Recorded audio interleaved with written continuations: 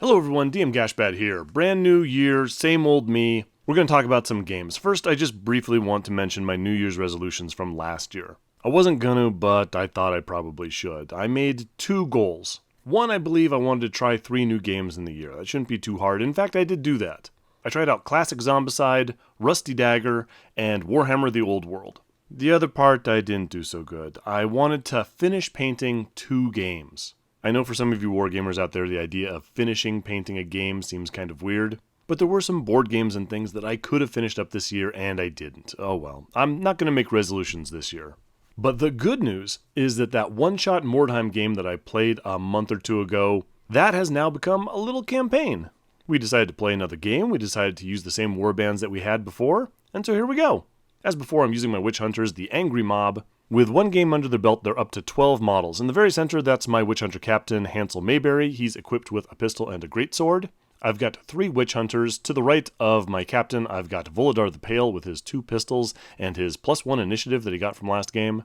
Center left, we have Dursus with a pistol and a sword. Up top, we have my 3rd Witch Hunter, Tybor with his crossbow. Back down in the center, we have my warrior priest, that's Grodvalka, or as the community has called him, Billy Connolly. Billy Connolly has a club and a dagger and the Hammer of Sigmar spell. I also didn't count my experience correctly from last game. He actually should have gotten an advance. I rolled that up before this game. He's got leadership 9 now. Got himself a leadership increase.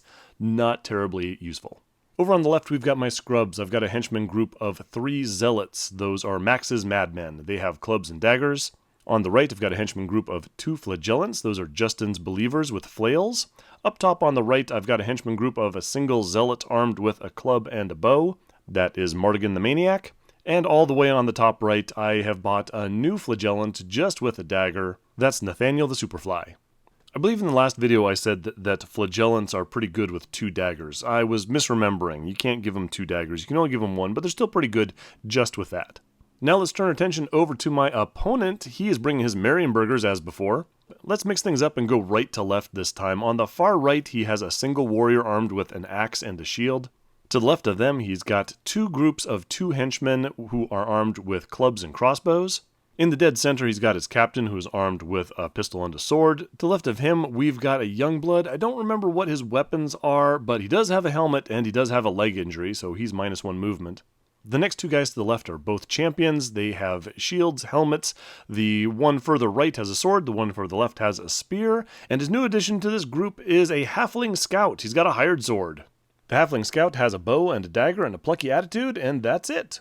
So we rolled up a scenario and we got Wyrdstone Hunt. That's a good one for starting warbands. Traditionally, when we ran our Mordheim campaigns, if anyone got to choose a scenario, we would always go for Wyrdstone Hunt because it got us more money. Here you see the table all set up and ready to play. I'm using my big raised section for this game. The Wyrdstone counters are kind of hard to see, and plus they're not actually Wyrdstone, they're little treasure counters. Well, except for the one kind of in the center on the platform on that small crate, I ran out of counters. I had to use just a fancy looking D12. The next treasure counter is stuck in the alley just north of that. You can barely see it in this photo. There's also a 3rd treasure counter right on the other side of the large house to the bottom of the screen, and then the last treasure counter is in the ruined church towards the top. We're deployed on either side. The bad guys, the Marienburgers, are over on the left. The good guys, the Righteous Witch Hunters, are over on the right. My opponent actually got to choose which side of the table that he'd like to set up on, and as is tradition, we didn't think too hard about it. We kind of just chose whatever side we happened to be nearby. The downside of this is that it turned out that my guys are a lot closer to those Wyrdstone counters than his were. Here you can see a picture of my deployment. I know in the last game I said that unless there's a good reason to, you really don't want to split your guys up. You're much better keeping them in one big blob. Well, Wyrdstone Hunt is one of those scenarios where it's a good idea to split your guys up. So all the way over on the right, I've got one of my regular zealots plus my zealot with the bow. Their job is to go grab that extremely close by Wyrdstone counter in the ruined church and then just sit on it. Up on the Arcane Fulcrum, I've got Dursus the Witch Hunter, my new Flagellant, and Tybor the Witch Hunter with a crossbow. Their job is to go across that ramp and start moving in on some of the Wyrdstone counters over there. In the center, I've got my Captain, a Flagellant, and a Scrub. They're going to go straight up that ladder directly in front of them. And over on the left, I've got the rest of my warband, my Warrior Priest Grodvalka, my last Witch Hunter Volodar, the last of my Scrubs, and the last of my regular Flagellants with flails. My opponent's doing something fairly similar. Over on the right, he's got most of his heroes. He's got the Halfling Scout, the Youngblood, the Champion with the sword, and his General. Towards the center, he's got his warrior, his champion with the spear, and then off to the left, he's got his 4 crossbows. Yeah, looks like we're all going to start surging up on that platform and trying to grab treasure. The Marienburgers get to go first, and for the most part, they just kind of move up towards the ladders that they're closest to, except for 2 crossbows who are going to try to repeat their success from the last game and move into that ruined tower over on the left. Nice short turn for the beginning, as most early Mordheim game turns are. We're over to the Witch Hunters. Over on my right, I send the 2 zealots over there. Sure enough, my zealot just with the club and the dagger grabs a piece of treasure, while the zealot with the bow gives him some cover. As long as they don't get shot by those crossbows, those guys should be okay. The rest of my warband surges up the ladders and ramps in front of them, with the exception of Tybor, who stays behind to take an ill-advised shot at one of my opponent's models, but he's well out of range. So back to the Marienburgers, the champion, halfling, youngblood, and general all advance through that little open square towards the first Wyrdstone counter. The 2 crossbows on the left continue to move into the tower. The other 2 crossbows take positions over on the corner of the raised platform. His warrior with the axe is moving along the edge of that, and you can't see him in this picture, but the champion with the spear has moved into that ruined building on the right. Back over to my turn, the guys that were moving along that same edge of the platform decide that they really don't like the idea of all those crossbows pointing at them. So they move forward towards that ruined building, but then duck to the left into that alley. My new flagellant manages to grab the Wyrdstone that's lying in there. That's pretty good news, because this is one of the unusual scenarios where you can get bonus XP for henchman groups. Any model ending a turn with a piece of Wyrdstone gains 1 XP, whether they be a henchman group or a hero. And so it can be a really solid way to advance your henchman groups pretty quickly. Anyway, Dursus and one of the zealots is giving him some cover. The zealot who grabbed the Wyrdstone counter the last round is trying to hotfoot his way over to my deployment zone and hide behind that shed, which he will successfully do. His zealot buddy with the bow is going to stay behind to take some shots. Everyone else is mobbing up and moving towards the center, and I know it looks like Grodvalka has actually picked up that 1 Wyrdstone counter in the center there. That's just a big pile of bones. Well, I actually completely forget about this. I'm going to pass straight by it, not even realizing that that was a Wyrdstone counter. As always, when I'm moving my big groups forward, the least valuable people, the zealots, go out in front, and my most valuable people, my witch hunter, warrior priest, and the captain, stay in the back. You know, like heroes. Over to the shooting phase, and after spending the entire first game not achieving a thing, I was shocked when Tybor actually lands a hit with his crossbow. He manages to strike the warrior with the axe running along the edge of that platform, wounds him but only manages to knock him down. Not only that, Mardigan the Zealot with his bow actually manages to hit, needing a 6 and then a 4, but he fails to wound. Still, a lot more than I expected. Back over to my opponent, the crossbowman on the far right goes ahead and takes position at the top of the tower. The other one that was with him decides that there's really not a whole lot of action happening over there since my guys are running away in that alley over there. So he moves off to the left. The 2 crossbows that took position last round are going to stay still so they can shoot. The warrior with the axe picks himself up and moves forward, and the champion with the spear goes and joins him. They're going to try and chase my guys down. Over on the other side of the platform, the champion with the sword and shield decides that he likes his chances against my zealot, who kind of put himself out a little further than the rest of my guys. He charges in while the youngblood and the captain move towards that piece of Wyrdstone, and the halfling hangs back to give covering fire. In my opponent's shooting phase, his crossbows decide to return the favor and land a hit against Tybor. That wounds and knocks him down as well. He is teetering on the edge of that arcane fulcrum, but he does manage to pass his initiative test and so doesn't take a nasty fall. On the other side, the halfling takes a shot at my flagellant, but fails to hurt him, and in the hand-to-hand combat phase, the champion doesn't hurt my zealot, who fails to inflict any injury on him in return. So back over to my turn. Over on the top left, you can see Dursus, the zealot, and the flagellant with the Wyrdstone counter just backing away from the onrushing warrior and champion with spear. They can't run because they're too close, but we're just going to try and move away from them, try and keep out of sight. Old Billy Connolly, the warrior priest, and one of the flagellants charge in against the champion with sword and shield, trying to help out that zealot who stands up. The rest of my guys still haven't realized that they passed right by a Wyrdstone counter and just advance in the middle. I believe in the shooting phase, my warrior priest does in fact get the Hammer of Sigmar spell to go off, which is great. That's +2 strength, and any wound he causes is doubled to 2 wounds. Unfortunately, both he and the flagellant miss. That means the champion gets to strike. Unfortunately, he fails to hurt that zealot, who in return hits, wounds, and knocks him down. I guess I'll take it, but it certainly could have been a lot better for me. On the other side of the platform, speaking of getting knocked down, it turns out that when you stand up after being knocked down and you have crossbow, you can still fire it. So Tybor jumped to his feet, took a shot, this time at the champion with the spear and shield. Again hits, again wounds, this time stuns his opponent. Just doing a little better every round there, Tybor, nice work. Mardigan, the Zealot with the bow, of course misses because they are bad at shooting, and it's back to my opponent's turn.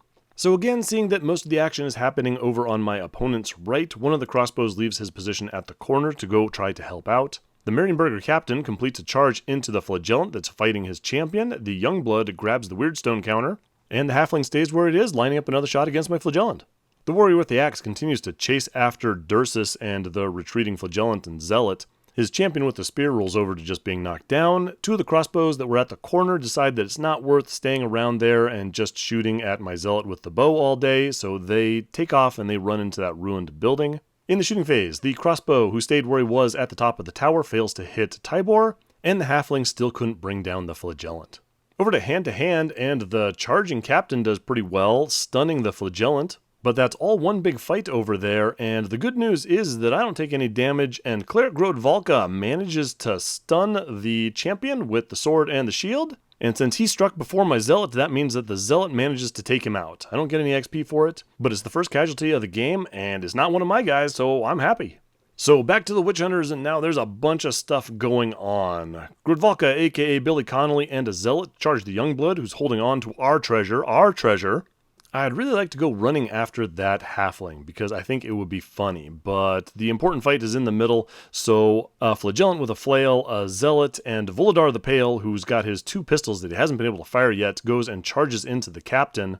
My flagellant with the Wyrdstone counter continues to back away from my opponent's troops, while Dursus just kind of covers him, waving his pistol down that hallway looking for someone to blast. And Captain Mayberry finally notices that we walked right past a piece of Wyrdstone, so he doubles back to grab that. Old eagle-eyed Mayberry, nice work. Over to the shooting phase, Mardigan, the zealot with the bow, manages to miss as usual, but Tybor gets his first casualty. He lines up a nice clean shot, hits, wounds, and takes out the warrior with the axe. So proud of you. I think I've had whole campaigns where that model has not done a single thing. So pleased. And the good news continues to roll in. The Marienburger captain is taken out. I don't remember by who, but it definitely wasn't with Volodar and his twin pistols. I don't think he did a single thing. I don't even think he got to fire him yet. I think it was either the zealot or the flagellant. Doesn't matter. Great job, guys. And then straight over to the combat with Grodvalka and the zealot and the Youngblood. Another great result. The Youngblood is taken out. Again, I think by the zealots. I take it back. Maybe these scrubs are awesome. The Wyrdstone counter drops right in front of us. The Marienburgers have taken 4 casualties, which not only means they need to take a route test, but 3 of them were heroes, which really restricts how much money they're going to make at the end of the game. Nonetheless, the Marienburgers decide they're going to try and stay in the fight. They roll their route test because now it's their turn, and they pass. So this game is going to continue. Seeing that the market square has become a bit of a bloodbath, the halfling and the crossbowmen decide to just take positions around that area and not advance on the Wyrdstone. Meanwhile, 2 more crossbowmen and the champion with the spear are moving in on my guys from the alleyway and the ruined building. There was a crossbowman in there who had a good position from the round before, so he's actually going to stay still and he's going to take a shot at Dursus, hits, wounds, and stuns the witch hunter with the pistol and the sword. Not only that, the halfling manages to find his mark this round, hits, wounds, and takes out one of my flagellants. I think it's that guy that he was trying to hit this entire time. I do not like having my flagellants taken out. Now this halfling's made me mad. But I've got worse news yet to come. That lone crossbowman who stayed behind in the tower takes a shot at Tybor, hits, wounds, and out of actions him. Tybor made himself too big of a target jumping up and down in celebration from the round before. There's another guy I'd rather not lose. Well, there's no hand-to-hand combat this round, so that means it's the end of the turn. I lost 3 guys to shooting in a single round. And here I told you people that I'm not afraid of shooting in Mordheim. It doesn't really accomplish a whole lot. But that was just brutal. Now, I have to make a route test, but I rolled double 1s. The witch hunters are absolutely here to stay. Not only that, I feel that last turn was a bit of a fluke. I strongly feel that my guys are in possession of the board. We've got all 4 Wyrdstone counters. Most of the people who carry them are pretty safe. I'm just going to do a little bit of a mop-up operation, take off some of the people that are convenient to me, and wait until my opponent fails a route test. So my captain, Hansel Mayberry, and my new flagellant just hide behind a building. All we gotta do is hold on to this Wyrdstone. Cleric Grodvalka, Billy Connolly, jumps up on that crate and takes the Wyrdstone shard that the Youngblood left behind. Dursus flips over to being knocked down. The flagellant is gonna stay around to protect him. A zealot advances on the crossbowman, And yeah, I have had enough of this halfling. I'm going to send Voladar and his unused twin pistols and another zealot. They're both going to make that charge into that guy. That should be the end of him. The halflings are pretty good shots. They got ballistic skill 4, but they are not great in hand-to-hand combat. They got weapon skill 2 and toughness 2. So in the shooting phase, not much happens. My zealot misses. In hand-to-hand combat phase, both the zealot with his club and dagger and Voladar with his twin pistols completely miss the halfling, needing 3+. The halfling in return strikes at my zealot with his lone dagger, hits, wounds, takes him out of action, just stabs him right in the head. You little piece of garbage. I am just feeling this game slipping away from me. It absolutely does not help when my opponent manages to pass his second route test, and then he charges in against the knockdown Dursus with his champion with the spear. I get a little bit of a break in the shooting phase. The crossbow in the tower has to reposition because he can't quite see my zealot with the bow. The crossbows in the ruined building manage to miss, and the charging champion, he only has one attack at strength 3, and so even though he automatically hits, he fails to wound Dursus, so Dursus is still doing okay. Under the heading of not great news, the halfling fighting Voladar gets to strike first because he has a higher initiative. He hits, wounds, and stuns Voladar. This halfling has to die. We're back to my turn. I've got a route test at the leadership 8 to make, which I pass. Dursus finally gets to his feet. Flagellant charges in to help him out. I would really rather have Cleric Road Volko run off with the Wyrdstone shard that he's acquired, but no, something needs to be done about this halfling. So, Billy Connolly charges in along with one of the zealots. Let's see if this finally sorts things out. In the shooting phase, Grodvalka manages to cast Hammer of Sigmar. I think I'm going to need it. Mardigan the Zealot misses with his bow. That's fine. Over to the hand-to-hand combat phase. Our long national nightmare is finally over. Grodvalka himself finally squishes that halfling. That will earn you for killing like 2 or 3 of my guys. Enjoy your 3+ injury roll, you halfling. Oh, you little monster. In other news, that champion is armed with a spear, so he does get to strike against my charging Flagellant first. Fortunately, the Flagellant survives, misses with his own attack, but Dursus does manage to knock him down. I believe he would have stunned him, but he made his helmet save. Things do come in handy more often than I expect. Back to my opponent, gets to make another Leadership 7 route test, passes again. He is absolutely determined to hang in there. He really wants that Wyrdstone. The crossbowman at the corner decides the crossbow just isn't doing the job, so he charges in against my zealot. Another crossbowman charges in against my Flagellant that charged in against his champion with the spear.